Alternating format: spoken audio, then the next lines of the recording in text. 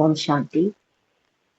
20/12/2024 காலைங்கிறது ஓம் சாந்தி. பாப்தாதா மதுபன். சிவத்தந்தை பிரம்மா தந்தையோட வச்சு நமக்காக ஆசிரியராகி பாடம் எடுக்க வந்திருக்கிறாரு. நம்மளா இறைமானவர் மிக கவனமா ஆத்ம அபிமானியிலிருந்து நம்மளை கேட்கலாம். பாபா சொல்றாங்க, இனிமையான குழந்தைகளே, நினைவில் இருப்பதற்கான பயிற்சி செய்தால் சதா மகிழ்ச்சி நிறைந்த மலர்ந்த முகத்தோடு இருப்பீர்கள்.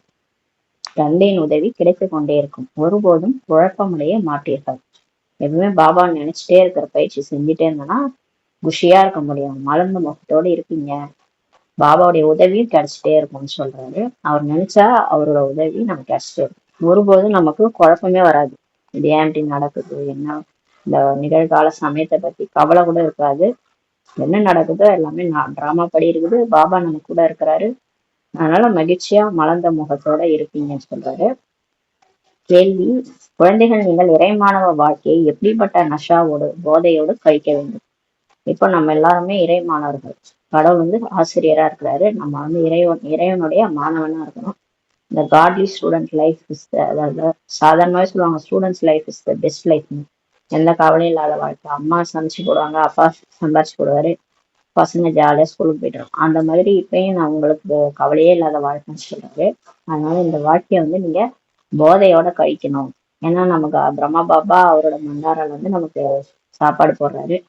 சிவபாபா நமக்கு அப்பாவா பாத்துக்கிறாரு, ஆஸ்தி கொடுக்குறாரு. அப்புறம் என்ன கவலை? அதனால நம்ம எப்படிப்பட்ட ஒரு நஷாவோட இருக்கணும் அப்படின்னு கேட்கிறாரு. பதில்: நாம் இந்த படிப்பின் மூலம் இளவரசியாக ஆகின்றோம். இந்த போதை சதா இருக்க வேண்டும்.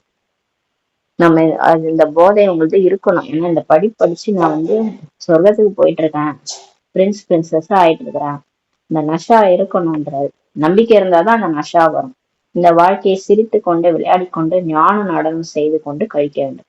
இந்த வாழ்க்கை நமக்கு ஜாலியா இருக்கிறதுதான் கிடைச்சிருக்குது. இந்த பிராமண வாழ்க்கையை சிரிச்சுக்கிட்டு விளையாடிக்கிட்டு இந்த ஞானத்தை சிந்தனை பண்ணிட்டு கழிக்கணும். அதை விட்டுட்டு கவலையா சோர்வா நடக்கிறதெல்லாம் நினைச்சு கவலைப்பட்டு டைம் வேஸ்ட் பண்ணாதீங்கன்றாரு. சதா வாரிசாகி மலராக ஆவதற்கான முயற்சி செய்து கொண்டே இருக்க வேண்டும். எப்பவுமே வாரிசாகி, பாபாவுடைய வாரிசாகி எப்பவுமே அவர் நினைவிலே மலராக ஆவதற்கான முயற்சி செய்யணும். இது இளவரசியாக ஆவதற்கான காலேஜ்னு சொல்றாரு. இங்கு படிக்கவும் படிப்பிக்கவும் வேண்டும். பிரஜைகளையும் உருவாக்க வேண்டும். அப்போதுதான் ராஜாவாக ஆக முடியும். இந்த காலேஜ்ல சேர்ந்தா நம்மளாம் இளவரசியா ஆயிடுவோம். இங்க படிக்கவும் நம்ம செய்யணும், மத்தவங்க சொல்லி கொடுக்கணும். அப்பதான் பிரஜைகள் உருவாகுவாங்க. அந்த மாதிரி உருவாக்குனாதான் நீங்க ராஜா ஆக முடியும்னு சொல்றாரு. தந்தை படிப்புகின்றார், அவர் படிப்பதற்கு அவசியம் இல்லை. இப்ப டீச்சர் சொல்லி கொடுப்பாரு, டீச்சரை போய் படிக்கணும்னு அவசியம் கிடையாது. அப்ப ஃபாதர் ஆல்ரெடி அவர் ஏற்கனவே ஞானம் நிறைந்தவரா இருக்கிறார். அவர் ஒன்னும் படிக்க தேவையில்லைன்னு சொல்றாரு. பாடல்: குழந்தை பருவத்தின் நாட்களை மறந்து விடாதீர்கள் சொல்லி பாபா சொல்றாரு. இந்த குழந்தை பருவத்தின் நாட்கள்னா நம்ம பிகே ஆன ஆரம்ப நாட்கள், அந்த பாட்டு ஓடுது, மறக்காதீங்கன்னு சொல்லிட்டு. ஓம் சாந்தி. இந்த பாடல் குறிப்பாக குழந்தைகளுக்கு உரியதாகும். இந்த பாட்டு கண்டிப்பா இது சினிமா பாட்டு தான் போல இருக்கு. ஆனா அந்த பாட்டு குறிப்பா உங்களுக்கு தான் சொல்றாரு. சினிமா பாடலாக இருந்தாலும் சில பாடல்கள் குழந்தைகளுக்கு உரியதாகும். பாபா சொல்றாரு, சினிமா பாட்டா இருந்தாலும் சில லைன் சில வரின்னு பாத்தீங்கன்னா பாபாவுக்கும் நமக்கும் சம்பந்தப்பட்ட மாதிரி இருக்குது. அதனால நீங்க சினிமா பாட்டா இருந்தாலும் பரவாயில்ல, பாபா நினைவுல கேளுங்கன்றாரு. யார் திறமையான குழந்தைகளோ அவர்களுக்கு அந்த பாடல்களை கேட்கும் நேரத்தில் அதனுடைய அர்த்தத்தை தன்னுடைய மனதில் கொண்டு வர வேண்டும். பாபா சொல்றாரு, அதோட உண்மையான அர்த்தத்தை நீங்க உங்க மனசுல கொண்டு பாபாவும் நீங்களும் அப்படி நினைச்சு கேட்கும் போது அதுல பாபா நினைவு வரும், ஒரு சந்தோஷமா இருக்குன்றாரு. அதோட அர்த்தத்தை நீங்க கரெக்டா புரிஞ்சுக்கிட்டு, அது எழுதினவங்க அந்த அர்த்தத்துல எழுதியிருக்க மாட்டாங்க. சினிமா பாட்டு வேற ஒரு அர்த்தத்துல எழுதியிருப்பாங்க. ஆனா அதை நம்ம உண்மையான அர்த்தத்தோட பாபாவோட சேர்த்து வச்சு நம்ம கேட்கும்போது அது ரொம்ப சந்தோஷத்தை கொடுக்கும். சாதாரணமா சினிமா பாட்டு லௌகீகத்துல நம்ம கேட்கறத விட இது பாபாவோட நினைவுல கேட்கும் போது ரொம்ப ஒரு போதை நமக்கு வருது. தந்தை என்னுடைய செல்லமான குழந்தைகளே என்று அழைத்து புரிய வைக்கிறார். இப்ப நான் பாபா கூப்பிட்டு வச்சு உட்கார வச்சு மடியில உட்கார வச்சு செல்லமான குழந்தைகள் என்று புரிய வைக்கிறார். ஏனென்றால் நீங்கள் தான் குழந்தைகளாக ஆகிவிட்டீர்கள். முழு உலகமே அவருடைய குழந்தைகள் தான். இருந்தாலும் இப்ப நம்ம தான் அவரை புரிஞ்சுக்கிட்டு வந்திருக்கணும் இல்லையா? அதனால கூப்பிட்டு வச்சு நம்மள செல்லமா கூப்பிட்டு புரிய வைக்கிறாரு. எப்போது குழந்தை ஆகின்றீர்களோ அப்போதுதான் தந்தையின் ஆஸ்தி நினைவில் வரும் சொல்றாரு. இப்ப எப்போ நீங்க குழந்தை ஆகுறீங்களோ அப்பதான் உங்களுக்கு பாபான்ற ஒருத்தர் இருக்கிறாரு, அவரோட ஆஸ்தி சொர்க்கன்றதெல்லாம் உங்களுக்கு புரிய வரும்னு சொல்லி சொல்றாரு. குழந்தையாகவே ஆகவில்லை எனில் நினைவு செய்தாக வேண்டும். இப்ப குழந்தையாகவே ஆகலைன்னா அவங்க கண்டிப்பா நினைவு செய்யணுன்றாரு. நாம் எதிர்காலத்தில் பாபாவின் ஆஸ்தியை அடைவோம் என்ற நினைவும் குழந்தைகளுக்கு இருக்கிறது. நமக்கு தெரியுது, நம்ம இப்ப படிச்சுட்டு இருக்கிறோம், நம்ம சொர்க்கத்துக்கு போக போறோம். இதுதான் ராஜ யோகம் ஆகும், பிரஜா யோகம் கிடையாதுன்னு சொல்லி சொல்றாரு. இது ராஜா ஆகத்துக்கான யோகம் தான். இந்த இந்த கிளாஸ் மூலமா, இந்த யோகத்தின் மூலமா நம்ம மனசு, புத்தி, கர்மேந்திரியங்களை அடக்கி ஆத்ம உணர்வுல ராஜா ஆகிறதுக்கு தான் பயிற்சி பண்றோம். பிரஜை ஆகிறதுக்கு நம்ம பயிற்சி பண்ணல. பிரஜைன்றது சாதாரணமா ஒரு வாழ்க்கை வாழறதுதான் பிரஜை. ராஜாவாகிறதுதான் பெரிய விஷயம் இல்லையா? அது ராஜ யோகம்னு சொல்றாரு. நாம் எதிர்காலத்தில் இளவரசன் இளவரசியாக ஆவோம். நாம் அவருடைய குழந்தைகள், மற்றபடி உற்றார் உறவினர்களாகிய அனைவரையும் மறக்கத்தான் வேண்டும் சொல்லி சொல்றாரு. இப்ப நம்ம எல்லாருமே கடவுளுடைய குழந்தைகள் தான். அவரை விட்டுதான் நம்ம பிரிஞ்சு வந்திருக்கிறோம். அவர் நம்மள பிரியல, நம்ம தான் அவரை விட்டு கீழே மாயாவோட ராஜ்யத்துல மாட்டிக்கிட்டோம். மற்றபடி இந்த உற்றார் உறவினர்லாம் நீங்க மறந்துதான் ஆகணுன்றாரு. ஒருவரை தவிர வேற யாருடைய நினைவும் வரக்கூடாது. ஒரு பாபா நினைவுல தான் இருக்கணும். அதுக்கு ஏன் சொல்றாருன்னா, இவ்வளவு காலம் நம்ம வாழ்ந்துட்டோம். அரை கல்பமா நம்ம வெவ்வேறு உடல் எடுத்து வெவ்வேறு உறவினர்களோட வாழ்ந்து வந்துட்டோம். மறுபிறவி எடுத்து இது கடைசி பிறவி. இந்த டைம்ல நீங்க பாபா ஒருத்தரைதான் நினைக்கணுன்ற. சரீரத்தை நினைவு கூட வரக்கூடாது. இந்த சரீரத்தை கூட நீங்க நினைக்க கூடாது. ஏன்னா இந்த சரீரம் தான் கடைசியில பெரிய தடையா இருக்கும். உடம்பு விட்டு போறதுக்கு தான் ஆத்மா ரொம்ப கஷ்டப்படும். உறவினர்களை கூட மறந்துடும். இந்த சரீரத்தை தான் அதால விட முடியாது. அதனால சரீரத்தை கூட இப்ப நினைக்காதீங்கன்றாரு. இது என்னுடைய சரீரமே, இது எனக்கு பாபா கொடுத்திருக்கிற சொத்து. இப்போதைக்கு இந்த உடல்ல நான் ஞானத்தை கவனிக்கிறேன். இந்த ஞானத்தை சொல்றதுக்காக இந்த உடல் எனக்கு கிடைச்சிருக்குது.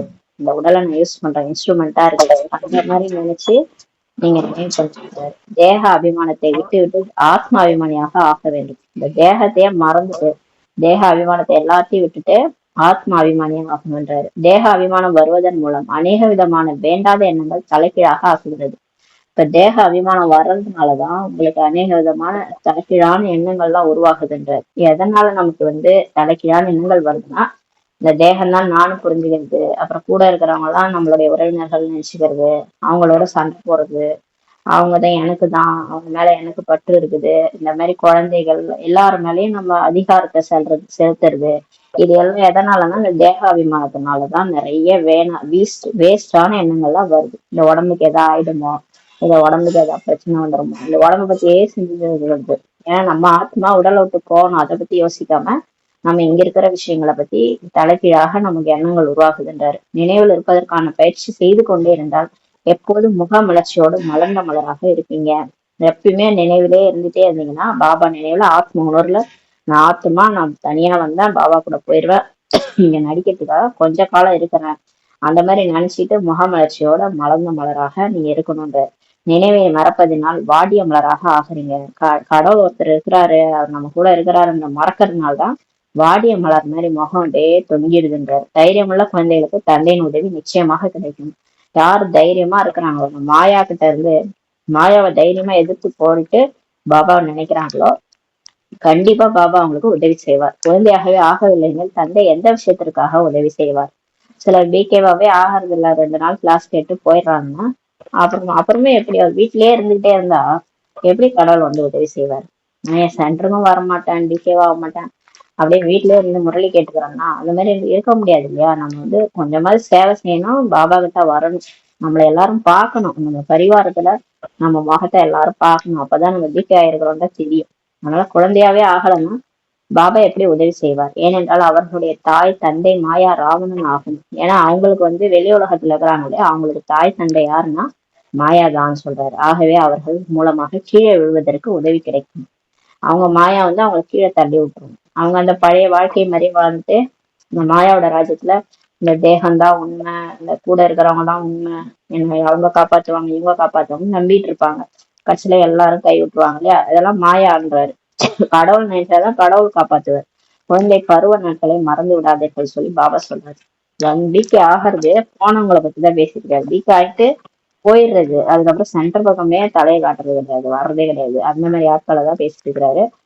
குழந்தை பருவ நாட்களை மறந்துடாதீங்க. ஆரம்பத்துல பிகே ஆனீங்கல்ல, அப்ப மட்டும் வந்தீங்கல்ல, அப்புறம் அப்ப கொஞ்ச நாள் ஏன் போனீங்க, அதையா மறக்கறீங்கன்ற. ஆகவே இந்த பாடல் குழந்தைகள் உங்களுக்காகவே முற்றிலும் உருவாக்கப்பட்டிருக்குன்னு சொல்லி சொல்றாரு. நமக்காக தான் இந்த பாட்டு எல்லாம். தந்தையை நினைவு செய்ய வேண்டும் சொல்லி பாபா சொல்றாரு. கடவுளை எப்பயும் நினைக்கணும். நினைவு செய்யவில்லை இன்று சிரித்து நாளை மீண்டும் அழ வேண்டியதாக ஆகிவிடும். இப்ப பாபா நினைக்காமலே நான் ஜாலியா இருக்கிறேன், சென்டருக்கு போனாதான் ஒரே பிரச்சனையா வருது, எனக்கு பாபா நினைதான் இன்னும் அதிகமா பிரச்சனை எல்லாம் வருது வாழ்க்கையில, இப்படியும் சில பிகேஸ் பேசுறாங்க. அதனாலதான் பாபா சொல்றாரு, என்ன நினைக்கலன்னா சிரிச்சு இன்னைக்கு சிரிப்பீங்க, நாளைக்கே அழ வேண்டியதா அப்படின்னு சொல்றாரு. ஏன்னா இப்ப மாயா சந்தோஷமா வச்சிருக்கிற மாதிரிதான் பாவலா பண்ணும். அதே பயங்கரமா எல்லாம் கொண்டு மாளிகையில உட்கார வைக்கணும், நல்லா அப்படியே தோல் மேல கையை போட்டு கூட்டு போகும். ஆனா கடைசியில கவுத்து விட்டுரும் மாயா. அதனால பாபா தான் என்னைக்குமே நிரந்தரம். கடைசியா நட்டுண்ணியாவது நமச்சிவாயவேதான். நினைவு செய்வதனால் சதா முகமலர்ச்சியோட இருப்பீங்க. பாபா நினைச்சாலே எப்பயுமே முகம் மலர்ந்து இருக்கும்ன்றாரு. ஒரே ஒரு கீதை சாஸ்திரத்தில் சில வார்த்தைகள் சரியாக இருக்கிறது என்பது உங்களுக்கு தெரியும். கீதை சாஸ்திரத்துல கூட நிறைய வார்த்தைகள் கரெக்டா இருக்குது. மாவுல உப்பு கலந்த மாதிரி இருந்தாலும் ஒரு சில வார்த்தைகள் கரெக்டா இருக்குது. அதுல என்ன சொல்லிருக்காங்க, யுத்த மைதானத்தில் இருந்தால் சொர்க்கத்திற்கு செல்வார்கள் என்று எழுதப்பட்டிருக்கிறது. அவங்க என்ன நினைச்சிட்டாங்க, இந்த மிலிட்ரியில எல்லாம் இறக்குறாங்கல்ல, அவங்களாம் சொர்க்கத்துக்கு போயிருவாங்கன்னு நினைச்சாங்க. பாபா சொல்றாரு, ஆனால் இதில் இம்சையான யுத்தத்திற்கான விஷயம் கிடையாது. இங்க எதுக்காக அந்த வார்த்தை எழுதிருக்குன்னா, இப்ப நம்ம தான் இந்த மாயாவோட போர்ல யுத்தத்துல இருக்கிறோம். மாயாவோட யுத்த மைதானத்துல நம்ம இப்ப இறந்துட்டோம்னா பாபா நினைவுல நம்ம சொர்க்கத்துக்கு போயிரும். அது யாரா இருந்தாலும் சரி, கொஞ்ச நேரம் கேட்டாலும் ஃபெயிலே ஆனா கூட நம்ம சொர்க்கத்துக்கு போயிரும், திரேதாயுகம் போயிரும். குழந்தைகள், நீங்கள் தந்தையிடம் சக்தி அடைந்து மாயாவை வெற்றி பெற வேண்டும் சொல்றாரு. இப்ப பாபா நமக்கு போர் புரிய வைக்கிறார். மாயாவோட 5 விகாரத்தை வெல்றதுதான் நம்மளுடைய ஏமே. 5 விகாரத்தையும் நம்ம விட்டுட்டு நம்ம தேவதை ஆகிறதுதான் நம்ம ஏமே. ஆனா அது மாயா விட மாட்டான்ட்டு நம்மளை புடிச்சு வச்சுக்குது. அதாவது தேகம் மேல பற்று, தேக உறவினர்கள் மேல பற்று, ஆசை, அகங்காரம், காமம், கோபம், இதெல்லாம் அப்படியே ரத்தத்துல ஊர்ன மாதிரி சொல்லுவாங்களோ அந்த மாதிரி ஊறி போயிருக்குது. 63 ஜென்மமா ஆத்மால ஊறி போயிருக்குது அந்த சம்ஸ்காரம். 5 விகாரம் தான், அது இல்லாம வாழ்க்கையே இல்லைன்ட்டு ஆத்மா நினைச்சிட்டு இருக்கு. பாபா சொல்றாரு, அதெல்லாம் ஒண்ணும் கிடையாது. நீங்க இதெல்லாம் இல்லாமலே உங்களால வாழ முடியும். 5 விகாரம் இல்லாமலே உங்களால சுதந்திரமா நீங்க இருந்தீங்க ஒரு காலத்துல தேவதையா. அதுக்காக இப்ப என்கிட்ட சக்தி வாங்குங்கன்றாரு. இப்ப பாபாட்ட சக்தி வாங்கி மாயாவை வெற்றி பெறணும்ன்றாரு. ஆகவே தந்தை அவசியம் நினைத்தாக வேண்டும்.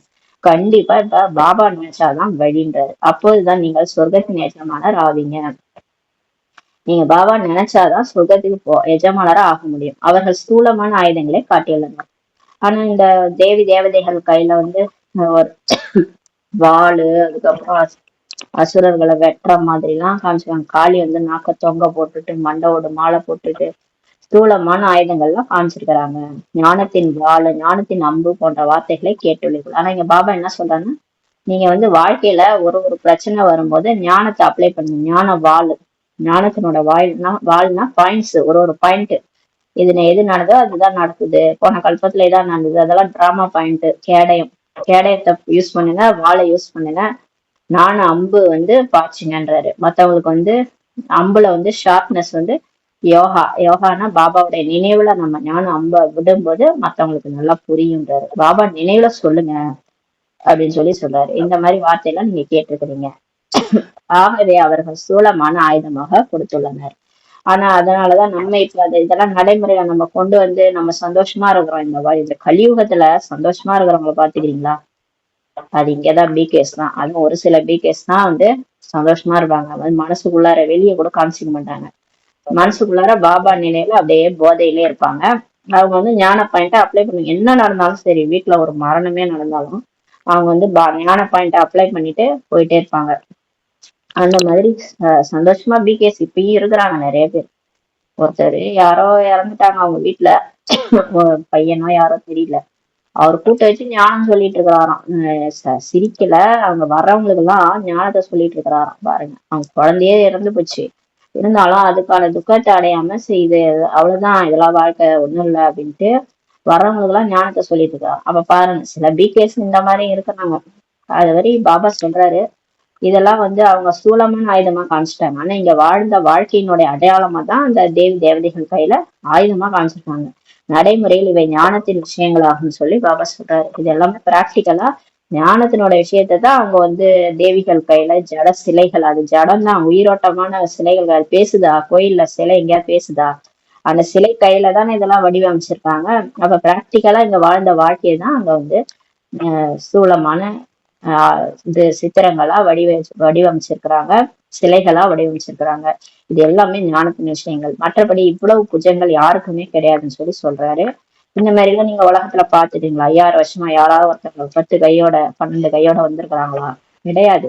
ஆக இது யுத்த மைதானமாக இருக்கிறது சொல்லி சொல்றாரு. இப்ப நமக்கு தான் இப்ப வந்து நம்ம இந்த யுத்த களத்துல இருக்கிறோம். இப்ப நமக்கு கூட பாபா இருக்கிறாரு, அவ்வளவுதான். நம்ம வாழ்க்கையில என்ன ஆனாலும் வரும். ஆனா எல்லாத்துக்கும் அந்த ஞானத்தை அப்ளை பண்ணணும். பாபா கூட இருக்காரு. பாபா நினைவு ஞானம். ஞானம் யோகம் ரெண்டத்தையும் வச்சு தாரணை பண்ணி யாரெல்லாம் ஜெயிக்கிறாங்களோ அவங்கதான் அம்மன். அவங்கதான் அந்த கையில் ஆயுதம்னா அந்த ஞான பாயிண்ட் பாபாவோட நினைவு. யோகா அக்னி, அதனாலதான் தலையில வந்து அம்மன் தலையில இந்த அப்படியே யோகா அக்னி அப்படியே இருக்கிற மாதிரி அம்மனுடைய படத்துல காமிச்சிருப்பாங்க. இது ஒருத்தவங்க 2 பேர் கிடையாது.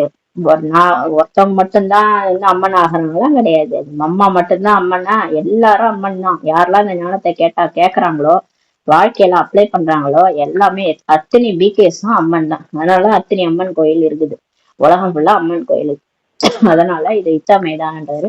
நினைவு யாத்திரையில இருந்து சக்தி அடைந்து விகாரங்களின் மீது வெற்றி பெற வேண்டும். இப்ப பாபா நினைச்சு பவர் கிடைக்கணும். உங்களுக்கு பவர் கிடைச்சு நீங்க வந்து வெற்றி பெறணும்னு சொல்லி சொல்றாரு.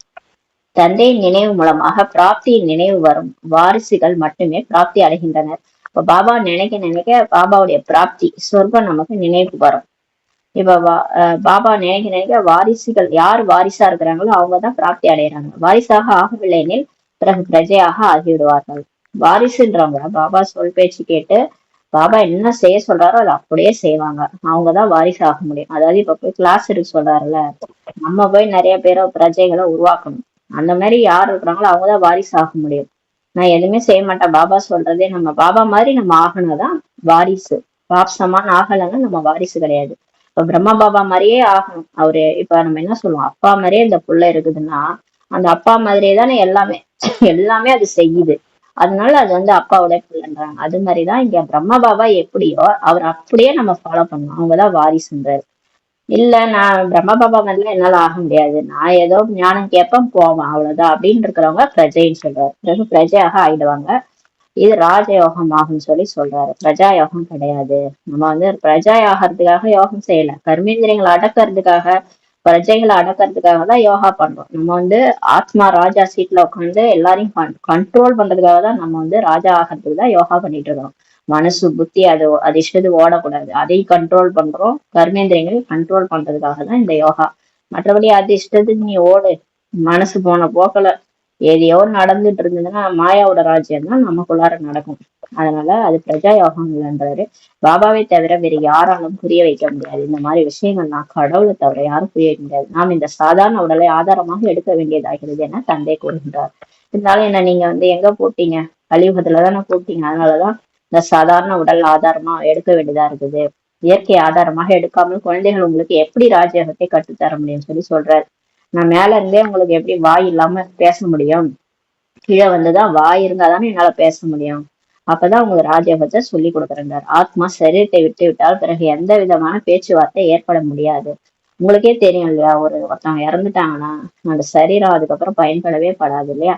ஆத்மா விட்டுருச்சு அந்த சரீரத்தை, அப்புறம் எப்படி பேசணும் அந்த உடல்? அப்ப பேச்சுவார்த்தையே வராது. அப்புறம் நான் மட்டும் எப்படி வந்து பேச முடியும்னு கேக்குறாரு. நான் மட்டும் அப்புறம் மேல இருந்தே எப்படி பேச முடியும்? ஆத்மா எங்கேயாவது வெளியில போயிட்டு உடம்பு விட்டு வெளில போயிட்டு உங்கள்கிட்ட பேசுதா? கனவுல வந்தாரு பேசினாருன்னு சொல்றீங்க, நேரா வந்து பேசுதா? பாபா சொல்றாரு, நான் வந்து உடம்புல வந்துதான் பேச முடியும். ஆத்மா சரீரத்தை எடுத்து குழந்தையாகி வெளியே வந்த பிறகு புத்தி திறக்கப்படும். இப்ப அம்மா வயிற்றுல இருந்து குழந்தை வெளியே வந்துதான் அதுக்கு புத்தி திறக்குதுன்றாரு. சிறிய குழந்தைகள் தூய்மையானவர்கள், அவர்களிடம் விகாரமே இருக்காது. இந்த சின்ன குழந்தைங்க இருக்கு பாருங்க, அதுங்க காமன்னா என்னன்னு தெரியாது, கோபம்னா என்ன தெரியாது, பற்று ஆசை அகங்காரம் எதுவுமே இருக்காது. அவங்க அம்மா திட்டுனாலும் சரி திரும்ப வந்து அவங்க அம்மாவே தான் கட்டி பிடிச்சுக்கும். அதுக்கு ஒண்ணுமே தெரியாது, அது கோபப்படவும் தெரியாது, அகங்காரமும் இருக்காது. அதுகிட்ட போய் நம்ம சண்டை போட்டா கூட அதுக்கு சண்டை போட தெரியாது குழந்தைக்கு. அதுதான் விகாரமற்ற நிலைன்றாரு. அந்த மாதிரிதான் தேவதைகள் இருப்பாங்க. தேவதைகள் ஆகணும்னா நம்ம அந்த மாதிரி ஆகணும். நமக்குள்ளார ஏதாவது ஒரே புத்தியில ஏதாவது ஓடுது, சண்டை போடுறவங்க எல்லாம் வந்து அவங்க சொன்னது நமக்கு ஒரு மாதிரி வலிக்குது, இவங்க ஏதோ சரியில்லை அப்படிலாம் தோணுதுன்னா நம்ம கிட்ட ஒண்ணு விகாரம் இருக்கு, நம்ம குழந்தை மாதிரி இல்லைன்னு அர்த்தம். அதான் பாபா சொல்றாரு, குழந்தைகள்கிட்ட விகாரமே இருக்காது. சன்னியாசிகள் ஏணியில் ஏறி பிறகு கீழே இறங்குகின்றனர். சன்னியாசிகள் தூய்மையா இருக்கிறாங்க, ஏணியில தான் ஏறுறாங்க, இருந்தாலும் கீழே இறங்கிறாங்க. தன்னுடைய வாழ்க்கையை புரிந்து கொள்ள வேண்டும், புரிந்து கொள்ள முடியும் சொல்றாரு. குழந்தைகள் என்றாலே தூய்மையானவர்கள், குழந்தைகள் மகாத்மாவுக்கு சமம் என்று சொல்லப்படுகிறது. சின்ன குழந்தைங்க இருக்காங்க, அதனாலதான் அடிக்க கூடாதுன்னு. சின்ன குழந்தைங்க 5 வயசுக்குள்ள இருக்கிறாங்களாம், அவங்களாம் அவங்களாம் தூய்மையானவங்க, விகாரம் இல்லாதவங்க, அவங்களாம் மகான் ஆத்மாக்களுக்கு சமம்ன்றாரு. அதனாலதான் குழந்தைகள்லாம் அடிக்க கூடாது. எப்பேற்பட்ட குழந்தை என்னதான் அது சேட்டை பண்ணாலும் நம்ம அடிக்க கூடாது, ஏன்னா அது மகான் ஆத்மா. பாபாவே சொல்றாரு, குழந்தைகள் நாம் இந்த சரீரத்தை விட்டு விட்ட இலவச இளவரசியாக ஆவோம் என நீங்கள் புரிந்துள்ளீர்கள். இப்ப நமக்கு தெரியும், நம்ம இந்த உடல்ல இருக்கிற வரைக்கும் புருஷார்த்தம் விநாசம் வரைக்குமே புருஷார்த்தம் பண்ணுவோம். பண்ணிட்டு அப்புறம் காட்சி காட்ட வர முடிச்சுட்டு நம்ம கிளம்பிடுவோம். அது வரைக்கும் இந்த உடல்ல இருப்போம். ஏன்னா இதான் நமக்கு கடைசி பிறவி. இப்ப நம்ம இந்த உடலை விட்டுட்டு இளவரசன் இளவரசியா ஆகும்ன்றதை நீங்க புரிஞ்சிட்டீங்கன்னு சொல்றாரு. இதற்கு முன்பு நாம் ஆகியிருந்தோம். இதே மாதிரிதான் போன கல்பத்திலையும் நம்ம இதே மாதிரிதான் இந்த உடல்ல இருந்து பாபாட்ட ஞானம் கேட்டோம், படிச்சோம், கடைசியா பாபா காட்சி காட்டினாரு, அப்புறம் நம்ம சொர்க்கத்துக்கு போயிட்டோம். இதேதான் நடந்ததுன்ட்டு புரிஞ்சுக்கோங்க. இப்போது மீண்டும் ஆகின்றோம், இப்போது நம்ம திரும்ப ஆக போறோம். இப்படியாக சிந்தனைகள் மாணவர்களிடம் இருக்கும். இந்த மாதிரி யார் நல்ல முரளி கேட்கறாங்களோ, நிச்சய புத்தி இருக்குதோ, பாபா ஒழுங்கா பிகே ஆயிருக்கிறாங்களோ, அவங்களுக்கு இந்த மாதிரி சிந்தனைகள் ஓடிக்கிட்டே இருக்கும்ன்றார். யார் குழந்தைகளாக இருக்கின்றார்களோ அவர்களுடைய புத்தியில் இந்த விஷயங்கள் இருக்கும். உண்மையா யார் பாபா குழந்தை ஆயிருக்காங்களோ அவங்க புத்தியில இதெல்லாம் ஓடுன்றார். ஏன்னா நான் இப்ப போறேன், அவ்வளவுதான், முடிய போகுது, இதோட அடுத்த பிறவி நான் சொர்க்கத்துல இருப்பேன், இதெல்லாம் ஓடிக்கிட்டே இருக்கும்ன்றாரு. மேலும் அவர்கள் கீழ்ப்படிந்தவர்களாக நம்பிக்கையானவர்களாக இருந்து ஸ்ரீமத் படி நடந்து கொள்வார்கள். அந்த மாதிரி யார் இருக்கிறாங்களோ அவங்க பாபாவுக்கு கீழ்ப்படிவாங்க, நம்பிக்கையானவர்களா இருப்பாங்க, ஸ்ரீமத் என்ன சொல்றாரோ அதுபடி, முரளியில என்ன சொல்றாரோ அதுபடி நடந்துவாங்க. இல்லைன்னா உயர்ந்த பதவி அடைய முடியாது சொல்றாரு. இந்த மாதிரி இருந்தாதான் போயிட்டு லட்சுமி நாராயணன் ஆக முடியும். டீச்சர் படிப்பிக்கின்றார், அவர் படித்து பிறகு படிப்பிக்க வேண்டிய அவசியமே இல்லைன்னு சொல்றாரு. கடவுள் டீச்சரா இருக்கிறாரு, அவர் சொல்லி கொடுக்குறாரு. அவர் ஏற்கனவே ஞானம் நிறைந்தவர், அவர் போய் எங்கேயும் படிக்க வேணாம். அவர் இப்ப திரும்ப அவர் ஏற்கனவே படிச்சிருக்கிறார், ஞானம் நிறைந்தவர், அதனால அவர் படிப்பிக்க வேண்டிய அவசியம் இல்லை. உலகத்தின் 3 கால ஞானம் வேறு யாருக்குமே தெரியாதுன்னு சொல்றாரு. அவருக்கு தான் தெரியும், இந்த மாதிரி சத்தியகம் இருந்தது, திரேதாயுகம் இருந்தது, அப்புறம் துவாபரயுகம் கலியுகமா மாறுச்சு, இதெல்லாம் உலகத்துல யாருக்குமே தெரியாது. அவங்க 2500 வருஷம் நடந்த கதையெல்லாம் தெரியுது, ஆனா அதுக்கு முன்னாடி சொர்க்கம் இருந்ததுன்ட்டு கடவுளை தவிர யாருக்கும் தெரியாது. முதலில் அவர் தந்தையாக இருக்கிறார் என்ற நம்பிக்கை வேண்டும். ஃபர்ஸ்ட் கடவுள் என்னுடைய அப்பா, இந்த நம்பிக்கை இருக்கு அவங்களுக்கு, இந்த நம்பிக்கை இருக்கணும். அப்பதான் அவர் சொல்ற பேச்சு நீங்க கேட்பீங்க. யாருக்கு அதிர்ஷ்டம் இல்லையோ அவர்களுக்குள் என்னால் தொடர்ந்து முன்னேறி செல்ல முடியுமா தெரியவில்லையே என்ற குழப்பம்லாம் இருக்கும். யாருக்கு லக்கு இல்லையோ பாபா சொல்றாரு, அவங்க நம்பிக்கையவா இருக்க முடியுமான்னு தெரியல, ஒரே பிரச்சனையா வருது. அப்படியே நம்ம முதல்ல பிடிக்கான பிறகு ஒரு நஷா குஷி எல்லாம் இருக்கும், அப்புறம் போக போக மாயா உதைக்கும். இப்ப இந்த சின்ன குழந்தைங்கள்லாம் நடக்கும் போது தவழும் போது அம்மா தூக்கி வச்சுக்குவாங்க, அப்படி நடக்கும் போது அவங்க விட்டுருவாங்க, நீ நடந்து ஊந்து வாரி பழகுன்ட்டு. அந்த மாதிரி பாபா ஆரம்பத்துல தூக்கி வச்சிருப்பாரு. போக போக மாயாலாம் டெஸ்ட் பேப்பர் எல்லாம் கொடுப்பாருல்ல, அப்ப எட்ட நின்னுதான் வேடிக்கை பார்ப்பாரு. அவரு நினைச்சு இந்த ஞானத்தை பாயிண்ட் அப்ளை பண்ணி நம்மளே நடக்க அப்படியே கத்துக்கணும், நடந்து பழகணும். அப்பெல்லாம் சிலருக்கு என்ன தோணுதுன்னா, என்னன்னு தெரியலையே, நம்மளால பிகேவா இருக்க முடியுமா தெரியல, என்னவோ தெரியல, இது பிகே பேசாம நான் பிகேவா ஆயிடலாமா, ஏன்னா இது ரொம்ப டெஸ்ட் பேப்பர் அதிகமா வருது, முன்னாடி கூட நம்ம பரவாயில்ல படுது, இப்ப என்ன இவ்வளவு மோசமா இருக்கு, அப்படிலாம் சிலருக்கு எண்ணங்கள், அதெல்லாம் மாயாவுடைய எண்ணங்கள், தெரியவில்லை என்ற குழப்பம்லாம் இருக்கும். எப்போது நீங்கள் தந்தையின் மடியில் வந்தீர்களோ அப்போது விகாரங்களின் வியாதி மிக வேகமாக வெளியேறும் என பாபா புரிய வைக்கிறார். பாபா சொல்றாரு பாருங்க, முன்னாடி கூட நான் இப்படி கோவப்பட்டது இல்லை, எனக்கு ஏன் இவ்வளவு கோபம் வருது அப்படின்லாம் சிலருக்கு குழப்பம். ஏன்னா பாபா சொல்றாரு, எப்ப நீங்க பாபாட்ட வந்தீங்களோ அப்ப உங்க வியாதி இருக்கு இல்லையா, அந்த விகாரங்களின் வியாதி, காமம், கோபம், பற்று, ஆசை, அகங்காரம் வேகமா உங்களை விட்டு வெளியே போகும். அது நம்மளா லாஸ்ட்ல வர வந்திருக்கணும் இல்லையா, டைமே இல்லைன்னும் போது இப்ப உடனே ஃபாஸ்டா நமக்கு ரொம்ப கோபம் வருது, ரொம்ப எல்லாமே முன்ன விட அதிகமா ஆகுதுன்னா, இப்ப ஒரு மருந்து சாப்பிடறோம்னா பாபா சொல்றாரு, இந்த மருந்தை சாப்பிட்டால் வியாதி வேகமாக வெளியேறும் வைத்தியர்கள் கூட சொல்லுவாங்க. இப்ப ஒரு மருந்து கொடுத்தாங்கன்னு வச்சுக்கோங்களேன், இப்ப ஃபீவர் அதிகமாயிடும், சிலர் அதை பார்த்துட்டீங்கன்னா ஃபீவர் அதிகமாகுது, என்னதான் மாத்திரை கொடுத்தாருன்னு தெரியல அப்படின்னு பேசுவாங்க. ஆனா பாபா சொல்றாரு, அந்த வைத்தியர்கள் கொடுக்குற மருந்துனால வேகமா வெளியேறும். அப்ப நம்ம இன்னொரு மாத்திரை போடும் போதுதான் என்ன ஆகும், அந்த ஃபுல் ஃபீவரையும் அதை அடைக்கணும், அடக்கி எல்லாத்தையும் வெளியே கொண்டு வந்துடும். அப்ப திரும்ப நம்ம டோஸ் போட்டுட்டே இருக்கணும், அப்பதான் சரியாகும். அது மாதிரி சிலர் பாதியிலே போயிடுவாங்க, இந்த மாத்திரை போட்டா சரி வரல, அதோட விட்டுருவாங்க. அதுக்கப்புறம் வியாதியே சரியாகாது. அதே மாதிரிதான் இங்கேயும் நமக்கு வந்து டோஸ் வந்து ஞானத்தின் பாயிண்ட் புத்தியில ஏற ஏற உள்ள இருக்கிற விகாரம் எல்லாம் அதிகமாகும். அதிகமாகி வெளியேறும்ன்றாரு பாபா. வெளியேறிடும் வியாதி சரியாயிடும்ன்றாரு. அதனால அப்படிதான் இருக்கும், குழம்பாதீங்கன்றார். நீங்கள் குழந்தைகளாக ஆனவுடன் தேக அபிமானத்துடையது மற்றும் காமம் கோபத்தின் வியாதி அதிகமாகும் என தந்தையும் கூறுகின்றார். இப்ப பாபாவும் சொல்றாரு, சிவபாபாவும் சொல்றாரு, பிரம்மா பாபா 2 பேருமே சொல்றாங்க, நீங்க பாபா குழந்தையான பிறகு அந்த மாயா உங்களோட ரொம்ப போரிடும், ரொம்ப உங்களை வந்து நீங்க பாபாட்ட நெருங்க விடாம பண்ணும். அதனால உங்களுக்கு இந்த காம கோபத்தின் வியாதி அதிகமாகும். அப்ப நம்மளுக்கே டவுட் வரும், ஏன்னா நம்ம தேவதையா தான் ஆகுமா என்னன்னு தெரியலையே, என்ன நம்ம முன்னாடி விட இவ்வளவு மோசமா இருக்குது, குணம் எல்லாம் மாறிட்டே வருது. ஏன்னா அது உள்ள இருக்கிற வியாதி வந்து 63 ஜென்ம சம்ஸ்காரம் எல்லாம் வெளியே வருது. அதனால பாபா சொல்றாரு, இதெல்லாம் டெஸ்ட் பேப்பரு, இதெல்லாம் இருந்தாதான் வந்து டெஸ்ட் பேப்பர் வந்தாதான் நம்ம வந்து மாறுறோம்னு அர்த்தம்னு சொல்றாரு. எதுவுமே டெஸ்ட் பேப்பரே வரல, நான் அப்படியே இருக்கிறேன், நான் பெர்ஃபெக்ட் அப்படின்னு நினைச்சிட்டு இருந்தா அது தப்புன்றாரு. அது வந்து வேஸ்ட். அப்ப நீங்க வந்து இன்னுமே ஞானம் புத்தியில அப்ளை பண்ணல, நீங்க எப்பயும் போல இருக்கிறீங்கன்னா உள்ளுக்குள்ளாரே இருக்குது வியாதின்னு அர்த்தம், இன்னும் வெளியே வரலன்னு அர்த்தம். நமக்கு வந்து டெஸ்ட் பேப்பர் வந்து வந்து நம்ம மாறும்போது தான் அது கரெக்ட்ன்றார் பாபா. இல்லைனில் பரீட்சை எப்படி ஏற்படும் சொல்றாரு.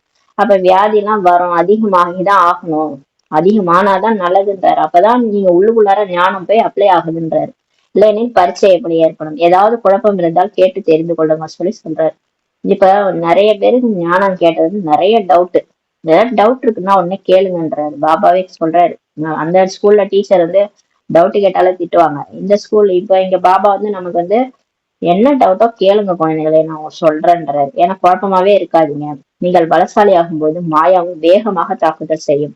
நம்ம பலசாலி ஆக ஆக இந்த மாயா என்ன பண்ணுது, ரொம்ப போரிடுது. ஏன்னா நீ வந்து சிவன் பக்கம் போயிருவியா, உன்னை விட மாட்டான், உன்னை கீழே தள்ளுறான் பாருன்ட்டு நம்மள டெஸ்ட் பேப்பரை கொடுத்து கீழே கீழே தள்ளி விடுது. நீங்கள் குத்து சண்டையில் இப்ப இருக்கிறீங்கன்றாரு. மாயாவோட குத்து சண்டையில இருக்கிறீங்க, குழந்தையாகவில்லை எனில் குத்து சண்டைக்கான விஷயமே இல்லைன்னு சொல்லி சொல்றாரு. ஆனா இப்ப நம்ம பாபா குழந்தையா இல்லைன்னா ஒரு பிரச்சனையும் இருக்காது, வாழ்க்கை எப்பயும் போல ஸ்மூத்தா போகும். ஏன்னா நம்ம பாபாவையும் நினைக்கல, முரளியும் கேட்கல, ஒரு பிரச்சனையும் இல்ல, பழையபடி வாழ்க்கை வந்து இருக்கும், எந்த மாற்றமும் இருக்காது. ஆனா குழந்தை ஆனாதான் எல்லா பிரச்சனைகளும் வந்து முடியும். அதெல்லாம் டெஸ்ட் பேப்பர்ன்றாரு. அவர்கள் தன்னுடைய குழப்பமான வீணான எண்ணங்களில் மூழ்கி விடுகின்றனர், எந்த உதவியும் கிடைப்பதில்லை. அவங்க என்ன பண்ணுவாங்க, பழையபடி இருப்பாங்க, மாயா கூடயே வாழ்வாங்க, குழப்பமாவே எண்ணங்கள்லயே வாழ்க்கையை நடத்திட்டு அவங்க பாபாவோட உதவி கிடைக்காதுன்றாரு. பாபா புரிய வைக்கின்றார், மம்மா பாபா என சொல்கிறார்கள், ஆகவே தந்தையின் குழந்தையாக ஆக வேண்டும். சும்மா வாயால மட்டும் மம்மா பாபா எல்லாம் சொல்லக்கூடாது, ஆனாலும் பிகே ஆகணும். பிறகு மனதில் அவர்தான் நம்முடைய ஆன்மீக தந்தை என்பது உறுதியாகிவிடும். அப்புறம் கடைசியா வந்து பாபா தான் நம்மளுடைய அப்பான்றது உறுதியாயிடும். மற்றபடி இது யுத்த களமாக இருக்கிறது, இது ஒரு போர்க்களம். போர்க்களம்ன்றது நமக்கு வெளியில கிடையாது, வாழ்க்கையில. இப்ப நம்ம ஆத்மா அந்த மாயாவுடைய போராட்டம், அதுதான் போர்க்களம்ன்றாரு. நம்மால் இந்த புயலை தாங்கி கொண்டு இருக்க முடியுமா முடியாதா என்ற பயம் இருக்கக்கூடாது. நிறைய பிகேஸ்க்கு நல்ல நல்ல மகாரதிகள்லாம் கூட பயப்படுறாங்க, நம்மளால இதெல்லாம் தாங்க முடியுமா முடியாதா தெரியலையே, நிறைய அடி பணிஞ்சு போக வேண்டி வரும். பாபா சொல்லுவார், செத்துருங்கன்னு. செத்துருங்க, எல்லாத்தையும் உங்க பழைய சம்ஸ்காரம் தன்மானம் எல்லாத்தையும் விட்டு கொடுத்துருங்க, அந்த தேக அபிமானம் எல்லாத்தையும் விட்டுருங்கன்னு. நல்லா நம்மள குனிய குனிய கொட்டுவாங்க, இருந்தாலும் எல்லாத்தையும் நீங்க சகிச்சுக்கணும்னு. சகிப்பு சக்தி எடுத்துட்டு வாங்க, யார் சகிச்சுக்கிறாங்களோ அவங்கதான் சக்தி வாய்ந்தவங்க. அப்ப அந்த அளவுக்கு நம்ம தாங்கிக்கணும். அந்த மாதிரி சிலருக்கு என்ன தோணுது, என்ன இங்க சுத்தமா நம்மள வந்து இப்படி பண்றாங்களே, அப்ப இவ்வளவு புயலெல்லாம் நம்மளால தாங்கிக்க முடியுமா முடியாதான்ற பயம் எல்லாம் இருக்கக்கூடாதுன்றாரு. இதனை பலவீனம் என்று கூறப்படுகிறது. இந்த மாதிரி நம்ம தோத்துருவோமோ அப்படின்னு நினைக்கிறது கூட ஒரு பலவீனன்றாரு. இந்த விஷயத்தில் சிங்கம் போல ஆக வேண்டும், மகாரதிகள்லாம் எப்படி இருக்கணும், சிங்கம் மாதிரி இருக்கணும்ன்றாரு. முயற்சிக்காக தந்தையிடமிருந்து நல்ல வழிமுறைகளை கேட்கணும். இப்ப உங்களுக்கு ஏதாவது டவுட்டா, அப்ப பாபாட்ட கேளுங்க, பாபா எனக்கு இந்த முயற்சியில இந்த தடை வருது, நல்லாதான் போயிட்டு இருக்குது, திடீர்னு இந்த மாதிரி பிரச்சனைகள்லாம் வருது, என்ன செய்யறது அப்படி கேளுங்க, நல்ல வழிமுறையில கேளுங்க. நிறைய குழந்தைகள் தனது நிலையை எழுதி அனுப்புகின்றனர். நிறைய குழந்தைகளை பிரம்மா பாபா இருக்கும்போதே நிறைய லெட்டர் எல்லாம் அவருக்கு அனுப்புவாங்க.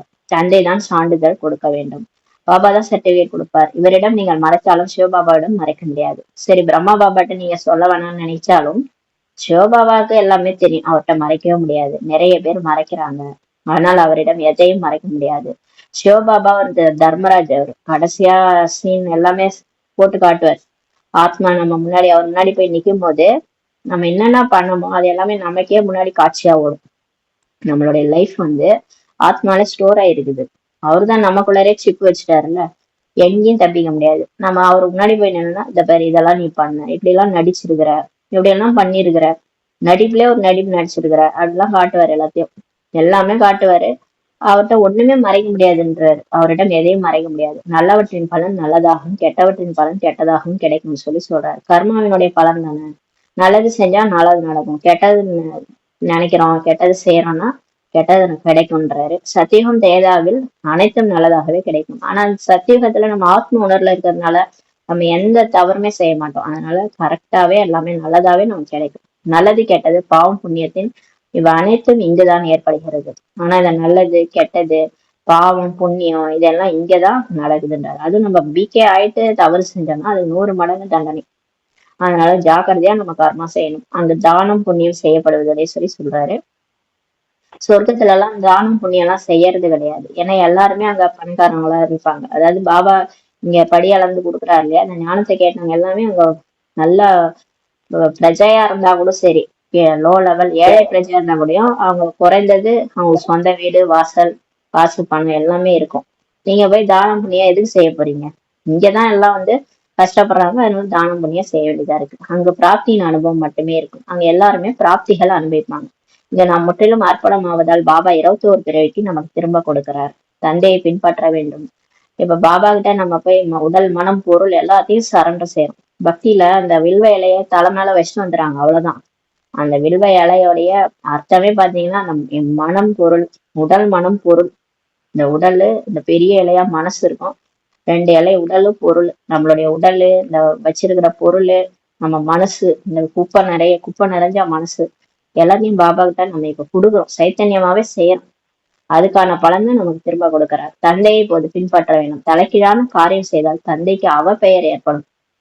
பாபா ஏதாவது ஒண்ணு சொன்னாரு, அதுக்கு தலைக்கீழா பண்ணிட்டு இருக்க வேண்டியது. அவரு இப்படி செய்யாதன்னா அதை செய்ய வேண்டியது. இந்த மாதிரி செஞ்சா பாபாவுக்கு கெட்ட பேர் வரும். வீட்லயே சொல்லுவாங்கல்ல, அப்பா அம்மாவுக்கு பேருக்கு ரிப்பேர் பண்றோம்னா திட்டுவாங்க வீட்லயே. எனவே அறிவுரை தர வேண்டியதாக இருக்கிறது. அதனாலதான் பாபா நமக்கு அட்வைஸ் பண்றாரு, குழந்தைகளே இப்படி செய்யாதீங்க, என் பேர் கெட்டு போகுது. என்ன சொல்றாங்க வெளியில இருக்கிறவங்க, பிகேவா இருந்துட்டு இப்படி எல்லாம் பண்ற அப்படின்னு கேக்குறாங்க. உங்களுக்கு இதான் பாடம் எடுக்கிறாரு அவங்க பாபான்னு சொல்லி கேட்பாங்க. அப்ப அவர் பேர் தானே கெட்டு போகுது. ஞானம் அன்பு நிறைந்தவராக ஆக வேண்டும். புத்தியில ஞானம் இருக்கணும், அறிவு இருக்கணும், அன்பும் இருக்கணும், ரெண்டும் நிறைஞ்சவங்களா ஆகணும். அப்பதான் தப்பு செய்ய மாட்டீங்க. ஆத்மாக்களாகிய நமக்கு பாபா படிப்பிக்கின்றார், பிறகு நாமும் படிப்பிக்க வேண்டும். பாபா சொல்லி கொடுக்குறாரு, அது மாதிரி நம்மளும் பாபா மாதிரி மத்தவங்க சொல்லி கொடுக்கணும். சத்தியமான பிராமணர்கள் சத்தியமான கீதையை தான் கூற வேண்டும். வேற எந்த சாஸ்திரங்கள் விஷயமும் இங்க இல்லை. முக்கியமானது கீதை தான். மற்றபடி மற்ற அனைத்து சாஸ்திரங்களும் அதன் குழந்தைகள்.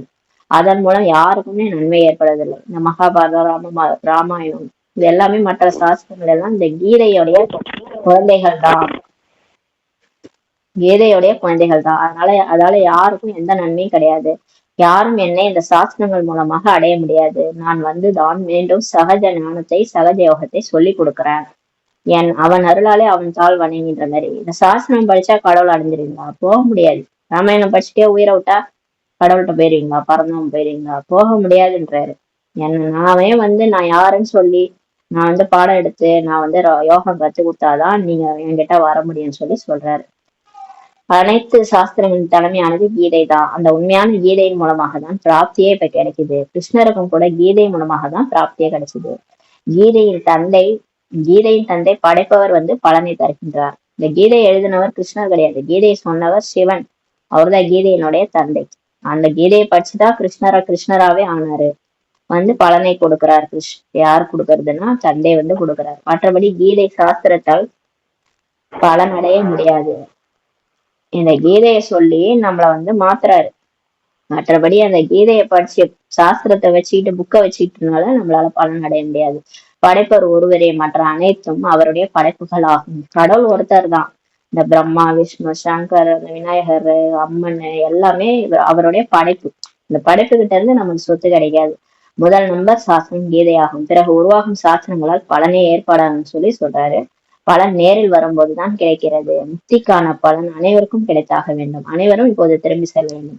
ஆனா உலகத்துல இருக்கிற எல்லாருக்குமே முக்தி கிடைக்கணும்ன்றாரு. ஒரு பாயிண்டாவது கேட்பாங்க, கடைசி ஆத்மான்னு புரிஞ்சுக்குவாங்க. தன்னை ஆத்மான்னு புரிஞ்சுட்டு பரமாத்மா நினைப்பாங்க.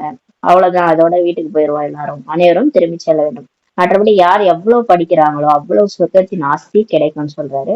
ஆனா இப்போ நமக்கு டைம் கொடுத்துருக்கிறதே ஒரு செகண்ட்ல இப்ப எல்லாரையும் அவரால் முடிஞ்சா ஒரு செகண்ட்ல இப்ப 5 தத்துவமணி கிளப்பி விட்டு விநாசத்தை ஒரு சுவிட்ச் அமுக்குனாருன்னா முடிஞ்சிடும், எல்லாரும் போயிரும். எதுக்காக இங்க இப்ப டைம் கொடுத்துருக்கிறாரு? படிக்கிறது தான் டைம் கொடுத்துருக்காரு. இப்ப படிச்சு இவ்வளவு சொத்து எடுத்துட்டு போனாதானே அங்க போய் ஜாலியா வாழ முடியும். 84 பிறவிக்கு வாழணும்னா இப்ப படிக்கணும். இந்த ஒரு சங்கம் மிக குறுகிய நேரத்துல படிக்கணும். படிச்சாதான் நம்ம அங்க போயிட்டு அனுபவிக்க முடியும். அந்த படிப்பு தான் ஆதாரமே சொல்லிட்டாரு.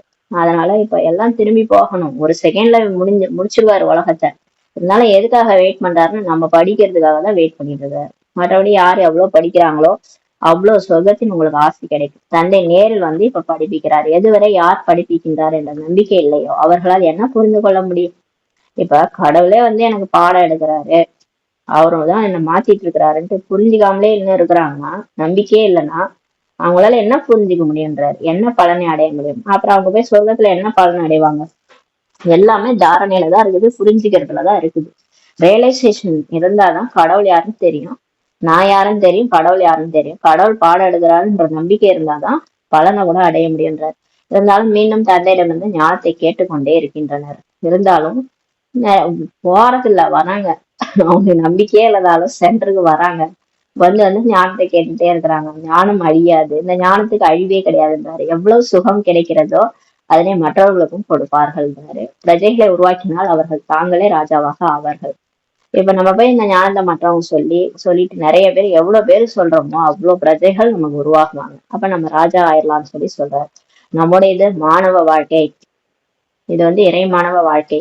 சிரித்துக்கிட்டு விளையாடி கொண்டு ஞானத்தின் நடனம் செய்து நாம் இளவரசனாக ஆவோம் என மாணவர்கள் புரிந்து கொள்ளும் போது மகிழ்ச்சி அதிகமாகின்றார். பாருங்க, நான் தான் வந்து இலவசமா ஆக போறேன், ஜாலியா இருக்க போறேன். பிரம்மா பாபா இப்படிதான் இருந்தாரு, இப்படியே குஷியா உள்ளுக்குள்ளார குஷியா தான் இருந்தாரு, சிரிச்சுக்கிட்டு விளையாடிக்கிட்டு அப்படிதான் குழந்தைகளோட இருந்தாரு. இது மாணவ வாழ்க்கைன்ட்டு ஞானத்தின் நடனம் ஆடிக்கிட்டு ஜாலியா இருக்கணும். வெளியில டான்ஸ் ஆட தேவையில்ல, ஞானத்தை சிந்தனை பண்ணி உள்ளுக்குள்ளார மகிழ்ச்சியா இருக்கணும்ன்றாரு. இதுதான் இளவரசி ஆவதற்கான கல்லூரி ஆகும். அங்கு இளவரசி படிப்பதற்கு தனித்தனியாக கல்லூரி இருக்கும். ஆனா இங்கதான் நம்ம எல்லாரும் இந்த பிரின்ஸ் ஆகிறதுக்கான காலேஜ் இது. ஆனா அங்க சொர்க்கத்துல இளவரசன் தனியா படிப்பாங்க, இளவரசி தனியா படிக்கிறதுக்கு கல்லூரி இருக்குமா. அங்க விமானத்துல போயிட்டு வருவாங்களாம், விஸ்வ விமானத்துல போயிட்டு வருவாங்களாம் ஸ்கூலுக்கு. அங்க விமானங்கள் மிகவும் பாதுகாப்பானதாக இருக்கும். இங்க இருக்கிற மாதிரி விமானம் திடீர்னு வெடிச்சிச்சு, விமானம் செதறிச்சுலாம் கிடையாது. அங்க வந்து புஷ்பக விமானம் எண்ணத்தினாலதான் இயங்கும். அங்க பாதுகாப்பானதாக தான் இருக்கும். ஒருபோதும் கோளாறு ஏற்படாது, எந்த வகையிலும் விபத்தே ஏற்படாதுன்றார். இவை அனைத்தும் புரிந்து கொள்ள வேண்டிய விஷயங்களாகும். முதலில் தந்தையிடம் முழுமையாக புத்தியின் தொடர்பை வைத்துக் கொள்ள வேண்டும். அடுத்ததாக தந்தையிடம் அனைத்து விஷயங்களையும் கூறிவிட வேண்டும். பாபா சொல்றாரு 2 பாயிண்ட். ஃபர்ஸ்ட் பாபாட்ட முழுசா புத்தியின் தொடர்பை வைக்கணும். அதுக்கப்புறம் பாபாட்ட எல்லாத்தையும் சொல்லிடணும். எனக்கு என்ன பிரச்சனையோ, எனக்கு யாரும் கிடையாது, நீதான், உன்கிட்ட எல்லாத்தையும் சொல்லிடுறேன்ட்டு எல்லா விஷயத்தையும் மறைக்காம சொல்லிடணும். இதெல்லாம் சொன்னா பாபா என்ன எவ்வளவு கேவலமா நினைப்பாரு, அப்படிலாம் நினைக்க கூடாது. என்னவா இருந்தாலும் நான் பாபாட்ட தான் சொல்லுவேன். என் பிரச்சனையை நான் யார்கிட்ட போய் சொல்றது, எனக்கு அவர்தான் இருக்கிறாரு, அவர்கிட்ட தான் நான் சொல்லுவேன்னு சொல்லுங்க. அதாவது யாரெல்லாம் முள்ளிலிருந்து மொட்டுகளாக ஆகியுள்ளனர், பாபா சொல்றாரு இப்ப முள்ளுல இருந்து மொட்டுகளாக ஆகி இருக்கிறாங்கன்றாரு. ஏன்னா எல்லாத்தையும் சொல்லிட்டாங்க பாபாட்ட. தந்தையிடம் முழு சம்பந்தமும் வைத்துக் கொள்ள வேண்டும் சொல்றாரு. இப்ப யாரெல்லாம் மொட்டை ஆயிருக்கிறீங்களோ அப்ப பாபாட்ட முழு சம்பந்தம் வச்சுக்கணும். பிறகு டீச்சர் ரூபத்தில் வழிகாட்டுதல் கொடுப்பார். அப்ப பாபா நினைக்க அவர் நமக்கு வழி சொல்லுவார். யார் வாரிசாக மலராக கூடிய முயற்சி செய்கின்றனர், முள்ளிலிருந்து மொட்டாக ஆகி பிறகு மலராக ஆக வேண்டும் சொல்றாரு. இப்ப பாபா வழி சொல்ல நம்ம அப்படியே மொட்டுல இருந்து மலரா ஆயிடுவோம்னு சொல்றாரு. அப்போதுதான் குழந்தையாக ஆக முடியும், இல்லையெனில் மொட்டாகவே இருந்து பிரஜையாகி ஆகிவிடுவார்கள். அப்ப வந்து பாபாட்ட நம்ம ஏதோ கலந்துக்கல, அவர் சொல்ற பேச்சு கேட்கலன்னா அப்படியே பிரஜையாவே ஆயிடுவாங்கன்னு சொல்றாரு. மொட்டுல இருந்து மலராக மாட்டாங்க. இப்போது யார் எவ்வாறு முயற்சி செய்கிறார்களோ அவ்வாறு தான் பதவி அடைவார்கள். ஒருவர் முயற்சி செய்தால் அவருடைய வாளை பிடித்து கொண்டு நாமும் அடைந்து விடலாம் என்பதெல்லாம் இல்லை. சிலர் சொல்றாங்க, நீங்க சொர்க்கத்துக்கு போறீங்கல்ல, அப்படி எங்களுக்கு ஒரு இடம் போட்டுருங்கன்ட்டு. அப்படிலாம் முடியாது, நீங்க பண்ணீங்கன்னா உங்க பின்னாடியே நாங்க வந்துருவோம் அப்படிலாம் பேசுறாங்க. அதனால முடியாது. அவங்கவுங்க முயற்சி தான். அவங்கவுங்க அதான் சொல்லுவாங்க, தானே தான் தண்ணி குடிக்கணும்னுவாங்க. தனக்கு தாகம் எடுத்தா நம்ம தான் தண்ணி குடிக்கணும், அடுத்தவங்கள தண்ணி குடிப்பாங்க. அதெல்லாம் பாபா சொல்றாரு. எனக்காக நீங்க யோகா பண்ணுங்க, இதெல்லாம் தவறு. அவங்கவுங்க பிரச்சனைக்கு அவங்கவுங்க தான் யோகா பண்ணணும். எனக்காக யோகா பண்ணுங்கன்னா இதெல்லாம் கிடையாது. ஏன்னா நம்ம அவங்கவுங்களே பாவிகளா தான் இருக்கணும். எல்லார் தலைமையிலையும் மூட்டை சுமை இருக்குது. அவங்கவுங்க யோகா பண்ணி அவங்கவுங்கள விடுவிச்சுக்கணும் அவங்கவுங்க வாழ்க்கைய. சிலர் சொல்றாங்க, நீங்க முயற்சி செஞ்சீங்கன்னா உங்க வாழை பிடிச்சிட்டு நாங்களும் வந்துடுறோம். அப்படிலாம் கிடையாது. பாரதவாசிகள் அவ்வாறு புரிந்துள்ளனர். ஆனால் வாளை பிடித்து செல்வதற்கான விஷயமே இல்லை சொல்றாரு. யார் செய்கின்றார்களோ அவர்களே அடைவார்கள். யார் முயற்சி செய்யறாங்களோ அவங்கதான் அடைவார்கள். யார் முயற்சி செய்கின்றார்களோ அவர்களுக்கு 21 வருஷங்களுக்கு பிராப்தி உருவாகுன்றாரு. முதுமை அவசியம் ஏற்படும். கண்டிப்பா அங்க வந்து முதுமை வரும். 150 வயசு ஆகும். ஆனா அவங்க உடம்ப பார்த்தா அந்த மாதிரி தெரியாது. வயசானவங்க மாதிரி தெரியாது. திடீர் மரணம்னா வராது சொர்க்கத்துல. ஆக எவ்வளவு மிகப்பெரிய பதவியாக இருக்கிறதுன்னு சொல்லி சொல்றாரு. இந்த மாதிரி யாருக்காவது தேவதையாக பதவி கிடைக்குமா? இன்னாருடைய அதிர்ஷ்டம் உருவாகி விட்டது, வாரிசாக ஆகிவிட்டனர் என தந்தை பொருந்திருக்கிறார். இப்போது முயற்சியாளராக இருக்கின்றனர். பிறகு முறையீடு செய்கின்றனர். பாபா இம்மாதிரி தடைகள் வருகின்றது. பாப்பா பார்த்தாரு, பரவாயில்ல அதிர்ஷ்டம் வந்துருச்சு, வாரிசு ஆயிட்டாங்க, நம்மள்ட்ட வந்துட்டாங்கன்ட்டு புரிஞ்சுக்கிட்டாரு. இருந்தாலும் பிரம்ம பாபா இருந்தாலும் திடீர்னு பாத்தீங்கன்னா வந்து வராங்க. முயற்சியாளரா இருக்கிறதுனால நிறைய பிரச்சனை வரும்போது பாபாட்ட சொல்றாங்க, பாபா என்ன யோகாவே பண்ண விட மாட்டேது இந்த மாயா, இவ்வளவு தடைகள் வருது, இவ்வாறு ஏற்படுகின்றதெல்லாம் சொல்றாங்க. ஒவ்வொருவரும் கணக்குகளை கொடுக்க வேண்டும் சொல்லி பாபா சொல்றாரு. இவ்வளவு உழைப்பு வேற சத்சங்களில் ஏற்படுவதில்லை. இந்த மாதிரிலாம் நம்ம வேற இடத்துக்கு போறோம்ல, இது மாதிரிலாம் நம்ம பிரச்சனை இப்படிலாம் நம்ம போய் பாபாட்ட திரும்ப திரும்ப நிக்க மாட்டோம். அங்க யார் இருக்கிறாங்களோ அவங்கள்ட்ட போய் நம்ம சொல்ல மாட்டோம், இங்க வர்றதுனால எங்களுக்கு இவ்வளவு பிரச்சனைன்ட்டு. ஆனா இங்கதான் நிறைய நம்ம கணக்கு வழக்குகள் இதெல்லாம் வர்றதுனால டெஸ்ட் பேப்பர்லாம் நிறைய வருது. அதனால இவ்வளவு உழைப்புலாம் வேற சத்சங்கங்கள்ல ஏற்படுதில்லை. பாபா சின்ன சின்ன குழந்தைகளை கூட செய்தியாளராக ஆக்கிவிட்டார். பாபா இப்ப சின்ன சின்ன குழந்தைகள்லாம் வந்து சொல்லுது, என்ன சொல்லுது, ஞானம் சொல்றாங்க. நிறைய குட்டி குட்டி பசங்க நம்பிக்கை ஆயிட்டு ஞானம் சொல்லி கொடுக்குறாங்க. நம்மளே யூடியூப்ல நிறைய பேர் பார்த்திருக்கோம். ஏன்னா அங்க சொன்னா கேட்பாங்கல்ல, யாராவது மறுத்து பேசுவாங்களா? அழகா அந்த மழலை மொழியில ஞானத்தை சொல்லும் போது எவ்வளவு அழகா இருக்கு, கேட்கும் போதே ஆசையா இருக்குது இல்லையா? அதை எதிர்த்து யாரும் பேச மாட்டாங்க. அதனாலதான் பாபா அவங்களெல்லாம் செலக்ட் பண்ணிடுறாரு. யுத்த காலத்தில் செய்தியை கொண்டு செல்பவர்கள் தேவை அல்லவா? இது உலகமே இப்ப யுத்த காலமா இருக்குது. இப்ப செய்தியும் எல்லாருக்கும் சொல்லணும் இல்லையா? அதனால குழந்தைகளை செலக்ட் பண்ணிடுறாரு, சின்ன குழந்தைகளை. இதுவும் யுத்த மைதானமாக இருக்கிறது. இங்க நீங்கள் நேரில் கேட்கும் போது மிகவும் நன்றாக இருக்கிறது. நேரா வந்து நம்ம சென்டர்ல கேட்கும் போது சூப்பரா இருக்குது. அப்படியே உடனே பாபா சொல்றதெல்லாம் செஞ்சிடணும் அப்படின்னு தோணுது. உள்ளத்தில் மகிழ்ச்சியும் ஏற்படுகிறது. வெளியே சென்று விட்டால் நாரைகளின் சகவாசம் ஏற்படுகிறது. அவ்வளவுதான். அப்படியே அவ்வளவு நஷாவும் அப்படியே வெளியே அப்படியே சென்டர் விட்டு வெளியே வந்தவொடனே முடிஞ்சிடும். அப்புறம் வீட்டுக்கு வந்தோடனே நாரைகளின் சகவாசம் ஏற்படுகிறது. பழையபடி மாயா கூட நம்ம வாழ வேண்டியதா இருக்கு. எனவே மகிழ்ச்சியும் மறைந்து விடுகிறது. அப்படியே அந்த பாபா ஏற்றி விட்ட குஷி மகிழ்ச்சி எல்லாமே மறைஞ்சு போயிடுது. வீட்டுக்கு வந்தாலே மாயா நமக்கு விதவித டெஸ்ட் பேப்பர் கொடுத்து அப்படியே முகம் அப்படியே தொங்க போட்டுருது. அங்க மாயாவின் பாதிப்பு இருக்கிறது அல்லவா? எனவே பக்காவாக ஆகணும். இப்ப நீங்க எங்க போனாலும் யுத்த காலம் இல்லையா? என்ன நடந்தாலும் சரி, நான் குஷியாதான் இருப்பேன், நஷாவோட இருப்பேன், போதையோட இருப்பேன்ட்டு அந்த முரளியை சிந்தனை பண்ணிட்டு போதையா இருங்க. வீட்டுக்கு போனாலும் முரளியை ஏன் விடுறீங்க, சிந்தனை பண்ணிட்டே இருங்கன்றார். பாபா எவ்வளவு அன்போடு படிப்பிக்கின்றார், எவ்வளவு வசதிகளை ஏற்படுத்தி கொடுத்திருக்கிறார். ஆக நல்லது நல்லது என்று கூறி பிறகு வராமல் மறைந்து விடுகின்றனர். அவ்வாறு நிறைய பேர் இருக்கின்றனர். மிகவும் ஒரு சிலர் மட்டுமே உறுதியாக நிற்கின்றனர் சொல்லி சொல்றார். எவ்வளவு அன்பா சொல்லி கொடுக்குறாரு. இருந்தாலும் வசதியா வர வசதியெல்லாம் ஏற்படுத்தி கொடுக்குறாரு. இருந்தாலும் நல்லது நல்லதுன்னு சொல்லிட்டு நிறைய பேர் போயிடுறாங்க, வர்றதே இல்லைன்றாரு. சிலர் மட்டும்தான் உறுதியாக இருக்கிறாங்க. இங்க ஞானத்தின் நஷா அவசியம் வேண்டும் சொல்லி பாபா சொல்றாரு. மது அருந்தினால் நஷா ஏற்படுகிறது அல்லவா? யாராவது திவாலாகி விட்டாலும் கூட மது அருந்தினால் வேகமாக நஷா அதிகமாகி தன்னைத்தான் நான் ராஜாவுக்கெல்லாம் ராஜான்ட்டு புரிஞ்சுக்குவாங்க. சில இந்த குடிகாரர்களா இருக்கிறாங்கல்ல, அவங்க மட்டும் ஜாலியா, அதாவது திவாலா இருப்பாங்க. ஏதாவது அவங்க அவங்க தொழில்ல ஏதாவது லாஸ் இருக்கும், உடனே அவங்க குடிச்சு குடிச்சு என்ன ஆயிடுவாங்க, அப்படியே ஒரு மாதிரி ஆயிட்டு அதுலயே அவங்க பேசுவாங்க, நான் தான் ராஜா தெரியுமா, இந்த உலகத்துக்கே ராஜான்ட்டு பேசிக்குவாங்க. பாபா சொல்றாரு, இங்க கூட அந்த மாதிரி ஒரு நஷா இருக்கணும் உங்களுக்குள்ளார. இங்க குழந்தைகளுக்கு ஞான அமிர்தம் தினமும் கிடைக்கிறது. தாரணை செய்வதற்காக நாளுக்கு நாள் நிறைய விஷயங்கள் கிடைக்கிறது. பாபா தினம் தினம் பாயிண்ட், தினம் தினம் அமிர்தம் மாதிரி கொடுத்துட்டு இருக்கிறாரு. தாரணை செய்யறதுக்கு கூட நிறைய இருக்குது. இல்ல ஐயா முரளி படிச்சேன் தூக்கி போட்டேன் அப்படிலாம் கிடையாது. அத ஒரு ஒரு பாயிண்டா அப்படியே புத்தியில ஓட விட்டீங்கன்னா அவ்வளவு போதை வரும்ன்றது. ஆக புத்தியில் பூட்டு இதனால் தான் திறந்து விடுகிறது. முரளியை நினைக்க நினைக்க புத்தி போட்டு ஓப்பன் ஆகும். எனவே முரளியை எப்படியாவது படித்தாக வேண்டும் சொல்லி சொல்றாரு. எப்படியாவது படிங்க. நிறைய பேரு வீட்டுல ஒரே பிரச்சனை, கணவன் உதைப்பாரு, என்ன பண்றது, முரளி கூட படிக்க கூடாது, எடுத்துட்டு போய் பாத்ரூம்ல படிப்பாங்களாம்.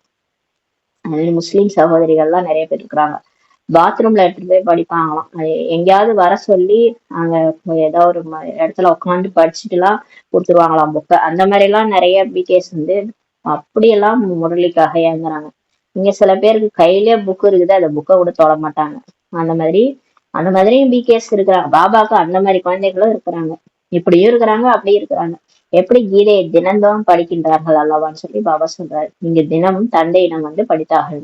இப்ப அந்த ஹிந்துஸ் எல்லாம் பாத்தீங்கன்னா கீதையை வந்து தினமும் படிப்பாங்க, ஒரு பேஜ் படிப்பாங்க. அது மாதிரி இந்த பாபா கிட்ட நம்ம தினமும் படிக்கணும். என்னுடைய முன்னேற்றம் ஏற்படாமல் இருப்பதற்கு காரணம் என்ன வந்து கேட்டு புரிந்து கொள்ள வேண்டும். இப்ப சில பிகே சொல்றாங்க, நான் ஒரு 10 வருஷமா பிகே இல்ல 20 வருஷமா பிகே, வாழ்க்கையில ஒரு மாற்றம் இல்ல, ஒரு குணங்கள்லயும் ஒரு மாற்றம் இல்லை, எப்படி வந்தாலும் அதே மாதிரிதான் இருக்கிறேன், என்னால மாற முடியல, விகாரத்தை விட முடியல. அப்ப பாபா சொல்றாரு, வந்து கேட்டு புரிஞ்சுக்கங்க, வந்து என்கிட்ட கேளுங்க, நான் சொல்றேன். யாருக்கு இவர் நம்முடைய தந்தை என்ற முழு நம்பிக்கை இருக்கிறதோ அவர்கள் தான் வருவார்கள் சொல்றாரு. அப்பாதான் வந்து கிளாஸ் எடுக்கிறாரு, நான் தேடின ஒரு கடவுள், அவர் தான் வந்துட்டாரு அப்படின்னு யாருக்கு நம்பிக்கை இருக்கோ அவங்க கிளாஸ்க்கு வருவாங்க. முயற்சி செய்து கொண்டு இருக்கிறேன், நிச்சய புத்தி ஏற்படுவதற்காக என்பதல்ல. அப்படிலாம் சொல்லக்கூடாது. நம்பிக்கை என்பது ஒன்றுதான், அதில் சதவீதம் கிடையாதுன்றாரு. எனக்கு 5% நம்பிக்கை இருக்கு, 10% நம்பிக்கை இருக்கு, அப்படிலாம் கிடையாது. நம்பிக்கைனா ஒண்ணுதான், நம்பிக்கைனா நம்பிக்கை தான். அது என்ன நம்பிக்கையில எனக்கு 50%, 90% அதெல்லாம் கிடையாதுன்றாரு. தந்தை ஒருவர் தான், அவரிடம்தான் ஆசையை கிடைக்கிறது, இதுல என்ன உங்களுக்கு நம்பிக்கை இல்லாம போகுதுன்றாரு. இங்க ஆயிரக்கணக்கானோர் படிக்கிறாங்க, ஆனாலும் எப்படி நம்புவது என கேட்டால் அவர்களை அதிர்ஷ்டம் இல்லாதவர்கள் என்றுதான் கூறப்படுகிறது. பாபா சொல்றாரு, உலகத்துல நிறைய கூட்டம் கூட்டமா போகுது சில சத்சங்களுக்கு, ஆனா இங்க வந்து ஆயிரக்கணக்கானவங்க தான் வராங்க. ஒரு சென்டருக்கு போனா ஒரு 5 பேர் தான் இருப்பாங்க. அதை பார்த்துட்டு உடனே நான் எப்படி நம்புறதுன்னு கேட்டா அவங்களை என்ன சொல்றது, அதிர்ஷ்டம் இல்லாதவங்க தான் சொல்லணும்னு சொல்லி சொல்றாரு. இவர் அப்பா தானே அப்படின்ட்டு நம்பிக்கை இல்லை அவங்களுக்கு. வீட்டுல வந்து இவங்க அப்பா தானே அப்படின்னு கேட்டா எப்படி இருக்கும், நம்ம உதைக்க மாட்டாங்க. இப்ப பாபாவே வந்துட்டாரு, அப்பா அப்பா வந்துட்டாரு, அப்ப அப்பாவை நம்பாம எப்படி நம்புறதுன்னு கேட்டா அவங்களும் அதிர்ஷ்டம் இல்லாதவங்கன்னு சொல்லி சொல்றாரு பாபா. தன்னையை புரிந்து கொண்டு ஏற்றுக்கொள்பவர்களே அதிர்ஷ்டசாலி. யார் பாபா புரிஞ்சுக்கிட்டு ஏத்துக்கிட்டு இந்த ஞானத்தை படிக்கிறாங்களோ அவங்களும் அதிர்ஷ்டசாலி. யாராவது ராஜா என்னுடைய மடியில் குழந்தையாக வாருங்கள் என கூறினால் அவருடைய மடியில் சென்றதும் நம்பிக்கை வரும் அல்லவா. எப்படி நம்புவது என சொல்ல மாட்டாங்க. இப்ப யாராவது ஒரு ராஜா வந்து நம்மளை தத்தெடுக்கிறாங்கன்னா, குழந்தை இல்லை என்கிட்ட வாங்கன்னு சொன்னா எப்படி நம்புறதுன்னு யாரா கேட்போமா, உடனே போயிட மாட்டோம். அதான் பாபா சொல்றாரு, இதுதான் ராஜயோகம். தந்தை சொர்க்கத்தை படைப்பவர், அவர் சொர்க்கத்தின் எஜமானராக நம்மளை ஆக்குகிறார். பெரிய அவர் வந்துட்டாரு, ஒரு பணக்காரர் வந்துட்டாரு, நம்மளை தத்து எடுத்து சொர்க்கத்துக்கே எஜமானராகன்றாரு. இதுல என்ன உங்களுக்கு நம்பிக்கை இல்லைன்னு சொல்லி கேக்குறாரு. நம்பிக்கை இல்லை எனில் உங்களுக்கு அதிர்ஷ்டம் இல்லை, பிறகு யார் என்ன செய்ய முடியும், அதான் திட்டுறாரு. நம்பிக்கை இல்லைன்னா நான் என்ன பண்றது, உங்களுக்கு லக்கு இல்லை, அப்புறம் யார் என்ன செய்யறது, ஏற்றுக்கொள்ளவில்லைன்னு பிறகு முயற்சி எவ்வாறு செய்ய முடியும், ஏத்துக்கவே இல்லைன்னா அப்புறம் எப்படி முயற்சி செய்வீங்கன்றாரு. ஏத்துக்கிட்டாதான், நிச்சய புத்தி இருந்தாதான் இறங்குவாங்க களத்துல. என்ன வேணாலும் சரி, கடவுளுக்காக நான் மாயாவை எதிர்த்து என்ன வேணாலும் செய்வேன், ஸ்ரீமத் படிதான் நடப்பேன் அப்படின்ட்டு இறங்கிடுவாங்க. அப்படி நம்பிக்கையே இல்லைன்னா அவங்க இறங்க மாட்டாங்க, அப்படியே இருப்பாங்க. அவர்கள் தடுமாறி கொண்டே இருப்பார்கள் சொல்லி சொல்றாரு. நம்பிக்கை இல்லாதவங்க தடுமாறிட்டே இருப்பாங்க. எல்லையற்ற தந்தையிடமிருந்து பாரதவாசிகளுக்கு கல்பகல்பமாக சொர்க்கத்தின் ஆசை இப்ப கிடைக்கிறதுன்னு சொல்லி சொல்றாரு. சொர்க்கத்தில் மட்டுமே தேவதைகள் இருப்பார்கள், கலியுகத்தில் ராஜ்யம் என்பதே இல்லை. சொர்க்கத்துலதான் தேவதைகள் இருப்பாங்க, கலியுகத்துலதான் இருக்க மாட்டாங்க. கலியுகத்துல ராஜ்யமே கிடையாது, பிரஜைகள் தான் பிரஜைகள் மீது ராஜ்யம் செய்யறாங்க. அழுக்கான உலகத்தை சுத்தமான உலகமாக தந்தை ஆக்காமல் வேற யாரால ஆக்க முடியும்னு சொல்லி சொல்றாரு. அதிர்ஷ்டம் இல்லைன்னு புரிஞ்சு கொள்ள மாட்டாங்க, கடவுளாலதான் இந்த உலகத்தை மாத்த முடியும். இதெல்லாம் யாரு புரிஞ்சுக்கிறது, அதிர்ஷ்டம் இருக்கிறவங்க தான் புரிஞ்சுக்குவாங்கன்றாரு. இங்க அனைத்தும் சகஜமாக புரிந்து கொள்ளக்கூடிய விஷயங்கள் தான்.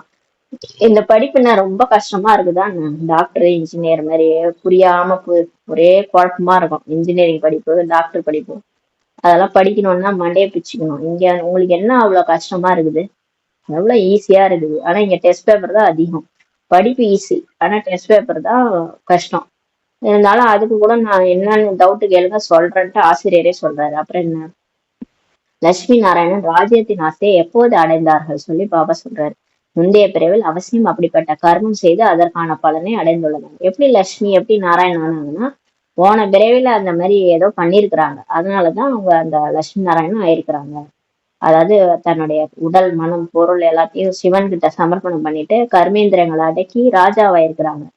மனசு புத்திய அடக்கி இருக்கிறாங்க. அது கடவுள் சொன்ன பேச்சு கேட்டிருக்கிறாங்க. அதனால லட்சுமி நாராயணர் ஆயிருக்கிறாங்க. லட்சுமி நாராயணர் சொர்க்கத்தின் எஜமானராக ஒரு காலத்துல இருந்தாங்க. எப்போது நரகமாக இருக்குது. அப்புறம் அவங்க எப்படி இருப்பாங்க? நரகத்துல போய் எப்படி அவங்க இருப்பாங்க? எனவே சிரேஷ்டமான கர்மம் மற்றும் ராஜயோகத்தை தந்தையை தவிர வேற யாராலும் கற்றுத்தர முடியாதுன்னு சொல்றாரு. இப்ப இந்த மாதிரி நல்ல கர்மத்தெல்லாம் யார் சொல்லி கொடுப்பாங்க? இந்த மனுஷங்க சொல்லி கொடுப்பாங்களா? மனுஷங்க போய் அடுத்தவங்க திட்டு, அவனை விடாத, அவனை கேளு, அவனை கொலை பண்ணு, அவன் இது பண்ணிட்டான், அது பண்ணிட்டான், அவனை விட்டாத, இப்படிதான் சொல்லி கொடுப்பாங்க மனுஷங்க. நல்ல கர்மத்தை யார் சொல்லி கொடுப்பாங்க? ராஜயோகத்தை யார் சொல்லி கொடுப்பாங்க? கடவுளை தவிர, அப்பாவை தவிர வேற யாராலும் சொல்லித்தர முடியாது. இப்போது அனைவருக்கும் கடைசி பிறவியாகும். இப்ப எல்லாருக்குமே குழந்தைகள் கொண்டு எல்லாருக்கும் கடைசி பிறவிதான். அந்த ராஜயோகத்தை கற்றுக் கொடுக்கிறார். இப்ப கடவுளே ராஜயோகத்தை சொல்லி கொடுக்கிறார். துவாபர யுகத்தில் யோகம் கற்றுத்தர முடியாதல்லவா? துவாபர யுகத்துலலாம் யாரும் ராஜயோகம் கற்றுக் கொடுக்கல. கற்றுக் கொடுத்ததுனால துவாபர யுகம் முடிஞ்சு என்ன வந்திருக்கும்? சொர்க்கம் தான் வந்திருக்கும், சத்தியுகம் தான் வந்திருக்கும். துவாபர யுகம் முடிஞ்சு எப்படி கலியுகம் வந்திருக்கும்னு கேக்குறாரு. அப்ப அங்க யாரும் சொல்லி கொடுக்கல. துவாபர யுகத்திற்கு பிறகு சத்தியுகம் வர முடியாதல்லவா? இங்க மிகவும் நன்றாக புரிந்து கொண்டு செல்றாங்க. வெளியே சென்ற பிறகு காலி ஆயிடுறாங்கன்னு சொல்றாரு. நல்லாதான் புரிஞ்சுக்கிறாங்க. யோகா பண்ணும்போது இங்க ஞானம் கேட்கும் போது சென்டர்ல மதுபன்ல எல்லாம் கிளாஸ் கேக்குறாங்க, நல்லாதான் இருக்கிறாங்க. ஆனாலும் வெளியே போயிட்டு அப்படியே உல்டாவா மாறிடுறாங்கன்னு சொல்றாரு. காலி ஆயிடுறாங்கன்றாரு. எவ்வாறு பெட்டியில் துவாரம் இருந்தால் ரத்தினங்கள் வெளியேறிடும், அது போல ஞானத்தை கேட்டு பிறகு விகாரத்தில் சென்றால் முடிந்துவிடும் சொல்றாரு. இப்போ ஏதாவது பெட்டியில ஏதாவது ஓட்ட கிட்ட இருந்ததுன்னா ரத்தனம் எல்லாம் கொட்டிக்கும்ல, காணா போயிரும்ல. அந்த மாதிரி இந்த மாதிரி ஞானத்தை கூட ஓட்டை இருக்குது, புத்தியில ஓட்டை இருக்குதுன்னா அந்த புத்தியில ஞானம் ஸ்டோர் ஆகாது. விகாரத்துல போகும்போது, அதாவது இதுவும் கூழுக்கும் ஆசை, மீசைக்கும் ஆசை. பாபாட்டையும் ஞானத்தை கேட்கறது, வெளியிலயும் போயிட்டு மாயா கூட வாழ வேண்டியது. காமம், கோபம், பற்று, ஆசை, அகங்காரம் விடாம அதையும் பிடிச்சி வச்சுட்டு இருந்தா புத்தியில ஞானம் இருக்காது. அவ்வளவு புத்திசாலியாலும் நம்ம இருக்க முடியாது. கடவுளுக்கே புத்திசாலித்தனத்தெல்லாம் நம்ம காட்ட முடியாது. ஏன்னா அவரு நம்ம புத்திசாலி அவரு. இங்கேயும் ஞானத்தை கேட்டுட்டு அங்கேயும் போய் அந்த மாதிரி நடிப்புலாம் நடிச்சோம்னா அவரு தர்மராஜ் இல்ல, அவருக்கு எல்லாமே தெரியும். மனுஷங்கிட்ட நடிக்கலாம், ஆனா கடவுள்கிட்ட நடிக்க முடியாது. அதனால விகாரத்துலயும் போயிட்டு நடிப்புலாம் நடிச்சோம்னா நம்ம தர்மராஜ் தண்டனை கொடுப்பார். அதனால என்ன ஆயிடுதுன்னா புத்தியில விகாரம் ஞானமே இருக்காதுன்றாரு, முடிஞ்சிரும்ன்றாரு. புத்தி மூலம் ஞான ரத்தனங்களை நிறைப்பதால் சுத்தமாகும். புத்தியில நம்ம ஞானத்தை மட்டும் ஸ்டோர் பண்றதுனால புத்தி சுத்தமாயிடும்ன்றாரு. பாபா உழைப்பு தொடர்ந்து செய்து பிறகு விழுந்து விட்டோம் எனவும் எழுதுகின்றனர். சில குழந்தைகள் உண்மையை கூட எழுதுறாங்க. பாபா நல்லா முயற்சி செஞ்சு கடைசியில விழுந்துட்டான் பாபா. விழுவதன் மூலம் தனக்கும் குலத்திற்கும் களங்கத்தை ஏற்படுத்துகின்றனர் சொல்றாரு. நீங்க விழுந்துட்டீங்கன்னா யார் பேர் கெட்டு போகுது? என் பேர் தான் இங்க கெட்டு போகுதுன்றார். அதிர்ஷ்டத்தை வரையறுத்து கொள்கின்றனர். அப்ப உங்க அதிர்ஷ்டம் முடிஞ்சிருச்சு அவ்வளவுதான்றாரு. வீட்டில் கூட குழந்தைகள் அவ்வாறு தலைகீழான காரியம் செய்தால் இப்படிப்பட்ட குழந்தை இறந்தால் கூட நல்லதுன்ட்டு சொல்லுவாங்க. இப்போ வீட்டுல அப்பா அம்மா இருக்கிறாங்கன்னா இந்த குழந்தை சும்மா இல்ல தருதலை மாதிரி சுத்துதுன்னா சொல்லுவாங்கல்ல அவங்க அப்பா, இவன் எதுக்குதான் பிறந்தான்னு தெரியல, இவன் பிறக்காமலே இருந்திருக்கலாம், செத்தா கூட நல்லதுன்னு சிலர் சொல்லுவாங்க. ஆக இந்த எல்லையற்ற தந்தையும் சொல்றாரு, குலத்திற்கு களங்கத்தை ஏற்படுத்த வேண்டாம். இந்த டைம்ல பிகே ஆயிட்டு தப்பு செய்யாதீங்க. நீங்க செஞ்சீங்கன்னா அது அப்படியே வேர் பகுதியில பரவி அதனால நிறைய குற்றங்கள் நடக்கும். என் பேரை கெடுக்காதீங்கன்றாரு. விகாரங்களை தானமாக கொடுத்து பிறகு எடுத்துக்கொண்டால் பதவி தாழ்ந்துரும். முயற்சி செய்து வெற்றி அடைய வேண்டும் பாபா சொல்றாரு. விகாரத்தை வெற்றி அடைங்க. விழுந்துட்டேன் பாபான்னு சொல்லாதீங்க, அப்ப பதவி தாழ்ந்துரும்ன்றாரு. மாயாவுடைய அடி விழுந்தால் மீண்டும் எழுந்து நிற்க வேண்டும். இப்ப கோபப்படுறோம், நல்லாதான் இருக்கிறோம், திடீர்னு கோபம் வந்துருது, இது மாதிரிலாம் ஆகுதுன்னா அப்ப நான் வேஸ்ட், நான் தகுதி இல்லை, அப்படியே அந்த குற்ற உணர்ச்சியில போகாம அடி விழுதுன்னா திரும்ப எழுந்து நிக்கணும்ன்ற. திரும்ப எழுந்து நிக்கணும். திரும்ப நல்லா ஞானம் படிங்க, நல்லா யோகா பண்ணுங்க. அடுத்த நாள் எக்ஸ்ட்ராவா யோகா பண்ணுங்க. யோகா ஒரு 2 மணி நேரம் பண்ணீங்கன்னா 3 மணி நேரம் பண்ணுங்க. அந்த மாதிரி எக்ஸ்ட்ராவா ஆக்கிட்டே பண்ணீங்கன்னா மாயாவை கடைசியா ஜெயிச்சிடலாம். அடிக்கடி அடி வாங்கி தோல்வி அடைந்தால் மூச்சு அடைந்தது இருக்குது. ஆனா அப்படி கிடையாது. அப்பப்ப அடி வாங்குறது மாயாட்ட.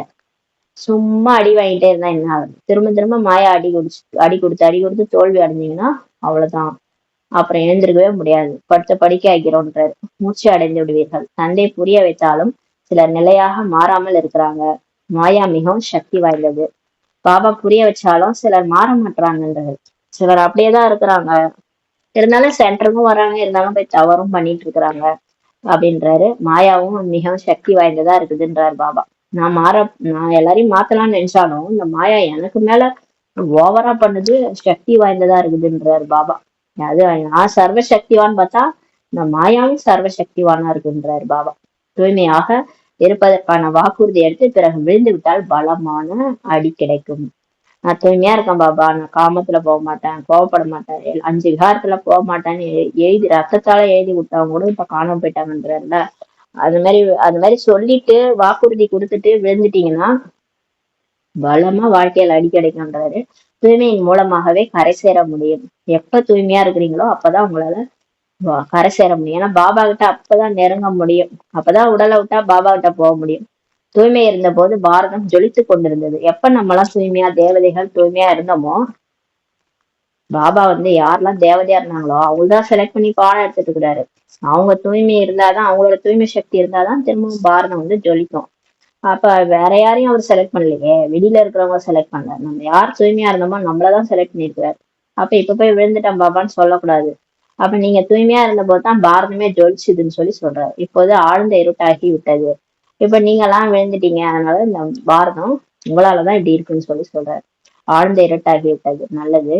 இனிமேல் இனிமையான தேடி கண்டெடுக்கப்பட்ட செல்ல குழந்தைகளுக்கு தாயும் தந்தையுமான பாப்தாதாவின் அன்பு நினைவுகளும் காலை வணக்கம். ஆன்மீக குழந்தைகளுக்கு ஆன்மீக தாய் தந்தையின் நமஸ்காரம். நாம் ஆன்மீக குழந்தைகள் ஆன்மீக தாய் தந்தைக்கு நமஸ்காரம். தார்மிகான முக்கிய சாரம். ஃபர்ஸ்ட் பாயிண்ட், இந்த யுத்த மைதானத்தில் மாயாவை கண்டு பயப்படக்கூடாது. இந்த யுத்த மைதானத்துல மாயா நிறைய பிரச்சனைகளை கொண்டு வரும். பாபா குழந்தையானா கண்டிப்பா நமக்கு டெஸ்ட் பேப்பர் நமக்குள்ளார இருக்கிற வீக்னஸ் எல்லாத்தையுமே வெளியே கொண்டு காமிக்கும். சிலர் அதனால என்ன ஆயிடுறாங்க, குற்ற உணர்ச்சியில கூட பிகேல நான் பிகே வாய் போயிடுறாங்க. நம்மளால முடியாது, இனிமேலும் நம்மளால தொடர முடியாது, ஏன்னா இவ்வளவு பிரச்சனைகள் வருது. அப்ப பழைய கணக்கு வழக்கெல்லாம் முடியும் போது ஒருத்தவங்க மத்தவங்களுக்குள்ளார அந்த மாயா வெடிக்கும். அந்த மாதிரி இருக்கும்போது சிலர் நிறைய பேர் போயிடுறாங்க. பாபா சொல்றாரு, இது யுத்த மைதானம், இதுல நீங்க மாயாவை கண்டு பயப்படக்கூடாதுன்றாரு. தந்தையிடமிருந்து முயற்சிக்காக நல்ல வழிமுறைகளை கேட்டு பெற வேண்டும். இப்ப ஏதாவது பிரச்சனையா புரியலையா, பாபாட்ட கேட்டு நல்ல வழிமுறைகளை கேளுங்க. நம்பிக்கைக்குரிய கீழ்ப்படிந்தவராகி ஸ்ரீமத் படி நடக்கணும். பாபா என்ன சொல்றாரோ, முரளில பாபா என்ன பாயிண்ட் சொல்றாரோ அதைதான் நீங்க ஃபாலோ பண்ணணும்.